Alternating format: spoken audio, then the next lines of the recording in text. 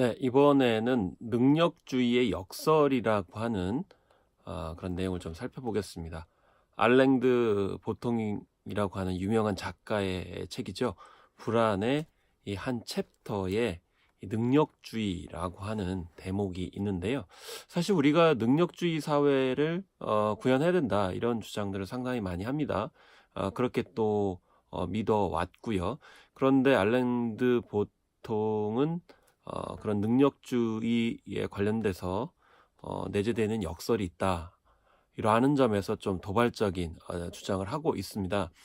사실 뭐 전통 사회에서는 계급과 신분이 세습이 됐기 때문에 그런 점에서 봤을 때 자신의 능력과는 상관없이 지위와 부를 차지하는 경우가 많이 있었죠.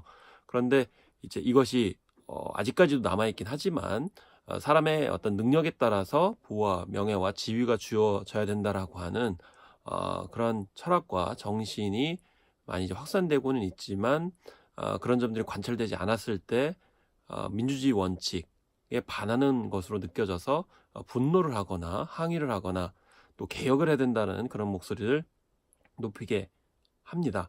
그래서 사실 우리가 물론 서양의 사례이긴 하지만 서양의 어떤 전통 사회가 붕괴되는 것도 결국 이 세습이라든지 이제 부당하게 이제 부정부패에 따라서 인사 정책이 이루어진 것을 뜻하기도 합니다. 그런데 이제 서양에서는 아이러니하게도 이 자본주의가 발달을 하게 되면서 능력주의가 발현되기 시작했습니다. 사실 중세 시기가 붕괴되고 각 개인들의 능력에 따라서 뭐 시장에서 상품을 판다든지 또 금융을 한다든지 심지어 무역 일을 하면서 걔네 능력에 따라서 부를 이제 축적을 하게 됩니다.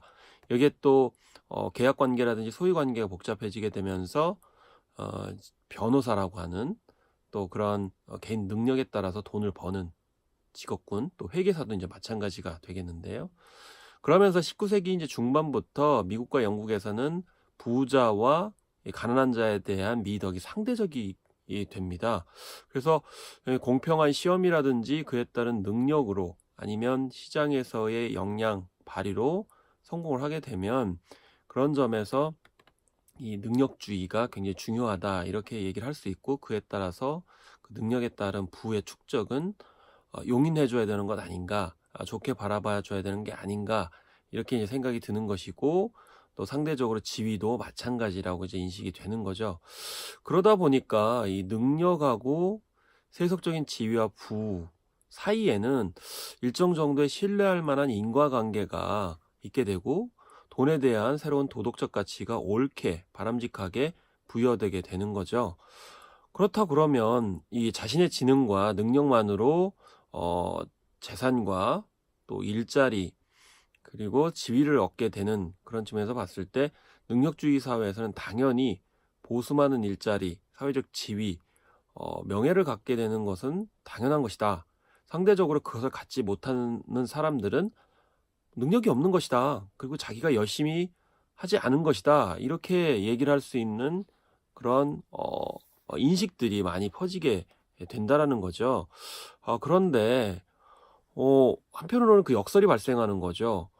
뭐 또 훌륭하고 똑똑하고 유능하다면 가난할 리가 없다는 거죠. 그렇기 때문에 이런 새로운 능력주의 시대에는 성공을 하지 못한 사람들이 굉장히 괴롭고 힘든 상황에 처하게 되는 거죠.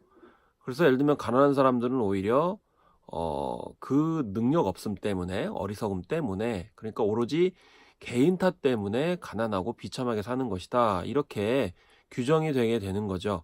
그러니까 결국 가난한 사람들은 자신의 어리석음과 타락, 잘못한 것 때문에 결국에는 그런 상황에 처하게 됐다라고 얘기를 하게 되는 그런 측면이 더욱더 강화된다라는 거죠. 그러니까 자수성가한 이 개인들의 눈에는 가난한 사람들은 경멸의 대상이고, 개인의 능력 없음, 게으름, 뭐 무책임함, 방종함, 이런 것 때문에 결국 가난하게 됐다라는 것이죠. 그렇기 때문에 이 성공한 사람들은 거꾸로 가난한 사람들한테 대해서 죄책감이라든지 미안해하거나 동정할 필요가 없어지는 그런 상황들이 오히려 벌어질 수도 있다는 겁니다. 왜냐하면 그건 개인의 책임이지 어떤 사회 구조라든지 뭐 예컨대 전통사회처럼 사회 구조적인, 그러니까 신분제에 따라서 피해를 보는 그런 사람들은 아니었기 때문에 이 오히려 부자들 혹은 성공한 사람들은 가난한 사람들한테 일말의 그런 어떤 죄책감까지도 느끼지 않아도 된다는 거죠. 그런데 이 보통은 마이클 영이라고 하는 그런 학자의 책을 인용하면서 마무리를 하고 있는데요. 능력주의 등장, 1958년에 이렇게 발간된 그런 책인데, 여기에서 이렇게 얘기를 하고 있습니다. 오늘날 사람들은 아무리 비천하다 해도 자신에게 모든 기회가 열려 있음을 안다. 만일 되풀이하여 바보라는 낙인이 찍히면 허세를 부릴 수가 없다. 이제는 자신이 열등한 지위에 있다는 사실을 인식해야 하지 않을까. 과거와는 달리 기회를 박탈해서가 아니라 실제로 열등하기 때문에 말이다. 이렇게 적고 있는 대목이 있습니다. 그러니까 과거에는 예를 들면 우리나라로 치면 뭐 노비였다거나 아니면 중인이기 때문에 대과 시험을 못 치거나 속과 시험을 친다든지, 능력 있음에도 불구하고 노비이기 때문에 다양한 활동들을 못하는 그런 구조적인 차원에서의 기회 박탈이 이제는 없기 때문에 누구라도 다 능력이 있으면 기회를 잡아서 성공할 수 있는 것 아니냐, 이렇게 할 수 있다는 거죠. 그렇지만 사실은 아무리 능력주의 시대가 됐다 하더라도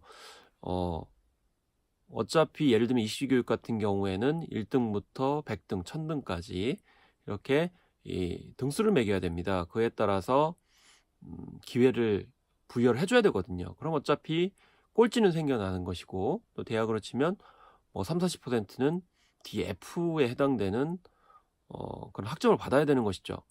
그렇기 때문에 그런 경쟁과 기회 선별, 또 배제의 구조가 있을 때 결과적으로 누구는 능력이 있음에도 불구하고 뭐 몇 점 차이로 아니면 뭐 다른 조건에 따라서 배제될 수밖에 없는 구조에 처했을 때 결과적으로는 능력주의의 어떤 모순, 그러니까 바람직하지 않은 결과물이 나오게 되면서 오히려 무력감에 시달릴 수도 있다라는 거죠. 그 무력감이라는 게 결국에는 항의조차 할 수 없는 그런 상황이 벌어지게 되고 온전히 자신의 책임으로만 귀결되기 때문에 더욱더 화가 나는 그런 상황이 벌어지게 되는데요.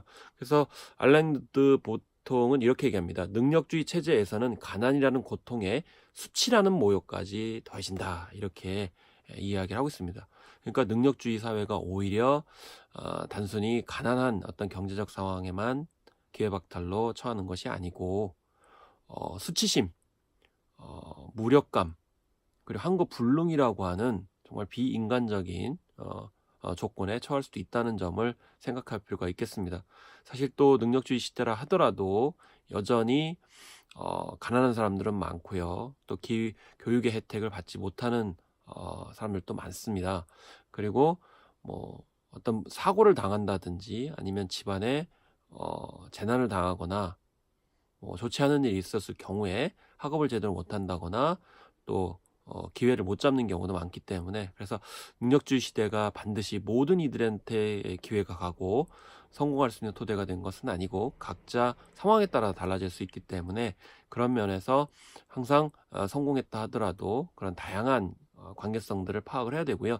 리더에 해당되는 사람들은 더욱더 이런 일률적이지 못한 그런 평가 잣대를 거두면서 소외되는, 또 기회 박탈의 그런 사회 구성들을 배려하고 또 기회를 적극적으로 줄 수 있는 방안들을 모색하는 것이 필요해 보인다고 볼 수 있겠습니다.